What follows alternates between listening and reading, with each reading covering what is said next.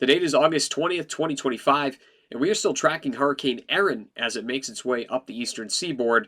At this point, the impact should be minimal, but there still could be some potential problems as the storm moves north. Here's the latest track from the National Hurricane Center. Still a Category 2 hurricane with sustained winds about 110 miles per hour and millibars down to about 940.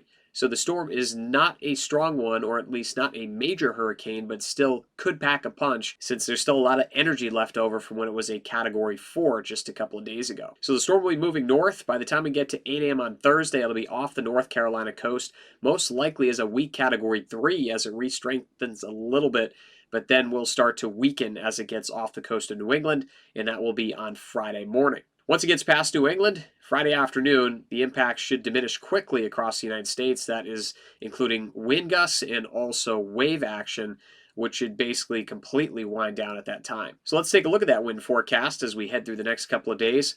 The wind field does expand a bit as the storm heads north, and some of that expansion could include parts of the Outer Banks of North Carolina, and then again for the islands just off the coast of New England, maybe even Cape Cod. But we're still only expecting about tropical storm force wind gusts at best with the storm passing by. So let's take a closer look here at North Carolina as the storm approaches from the south. Notice how the wind field will eventually expand a little bit as the storm gets closer. So we're going towards this evening and then overnight to Thursday morning. We could see potential wind gusts in excess of about 40-45 miles per hour in spots.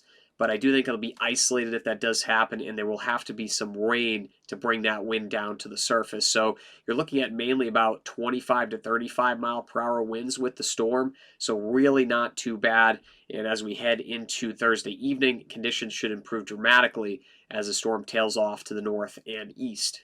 Now let's take a closer look at southern New England and New York as well as New Jersey. The storm will be getting fairly close, but really it's Cape Cod and the islands that do stick out.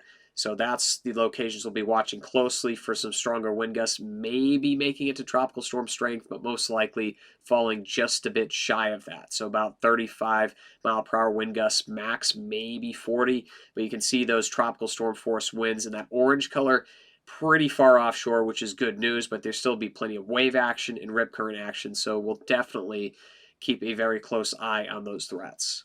Here's an even closer look at Cape Cod and the islands as we'll see that storm pass pretty close by, but not really close enough to cause major problems. Maybe some wind gusts around 35, maybe as high as 40 miles per hour, but probably about 35.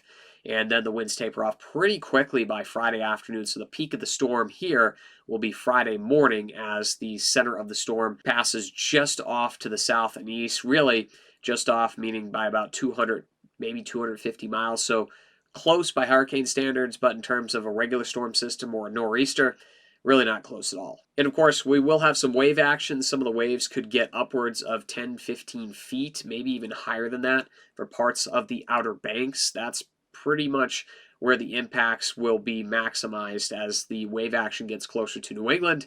It will be a bit lower, maybe 10, 12, 15-foot waves off the coast of Nantucket, but inside Mass Bay, around Cape Cod, probably about 10 feet max.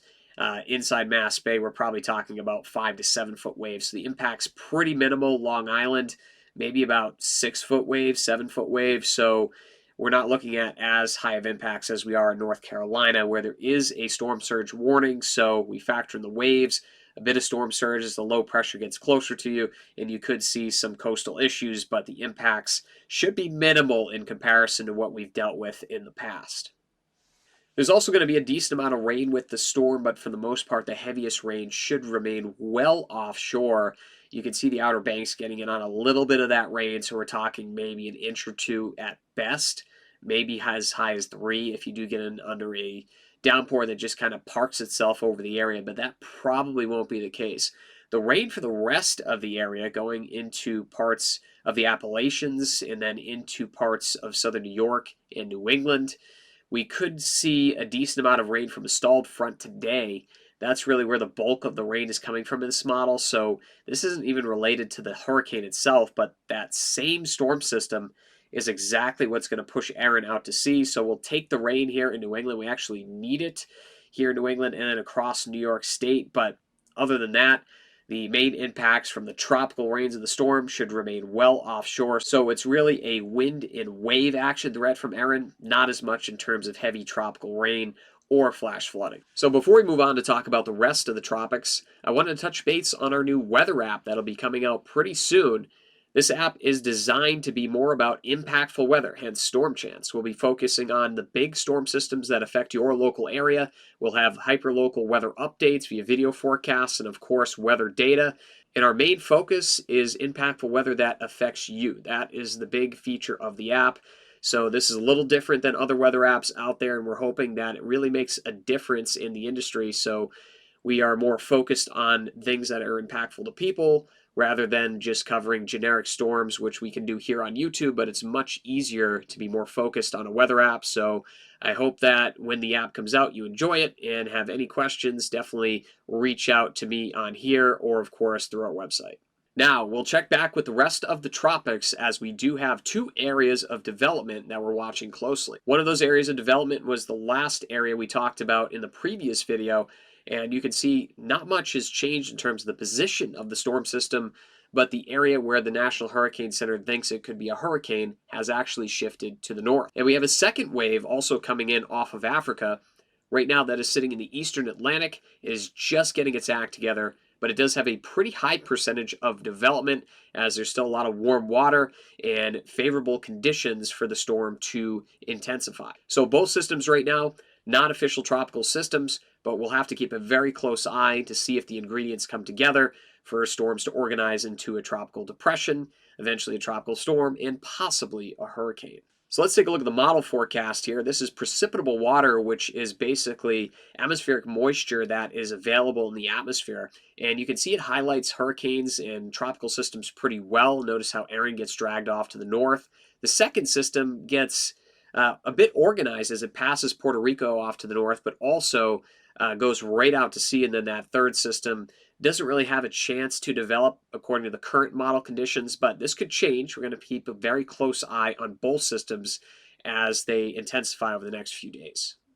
So here's the list of storm names. The next one that would be on the line here would be Fernand. So we have Erin right now, Fernand, maybe Gabrielle, if both areas of development do in fact form. But we still have a long way to go on the list here. Definitely leave a comment for me below on which storm, name storm here, you think will be the worst of the season. Now, let's move on to the plains, where we do have a severe risk tomorrow.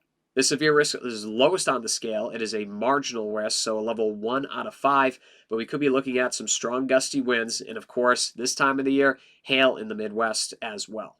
So across the northern plains, as we move through the day tomorrow, overnight tonight, there could be a few storms that slide their way from southern Canada into northern Minnesota. Those are not expected to be severe. However, as we push through the day tomorrow, there are ingredients in play to produce some stronger storms, severe storms even. But notice how there's not a ton of activity on the model here.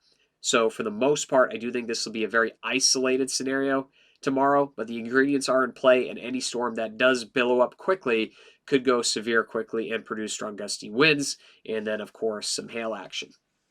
We're also still tracking the heat across a good portion of the Southwest, and now going into the plains as well. So as we move through the evening today, we're still dealing with some heat across the area, but tomorrow will be another hot day, as that heat really just doesn't move a whole lot. So a lot of heat advisories out, excessive heat warnings for this heat wave that is across parts of the Southwest. And going into the plains, definitely keep cool and stay hydrated. Take your precautions. I know a lot of you in this area already do this and are well prepared for hot days, but definitely keep a close eye on the outdoor temperatures and take precautions as we get through this dangerous heat. So as we move ahead, we will be tracking Erin as it continues to make its way off to the north.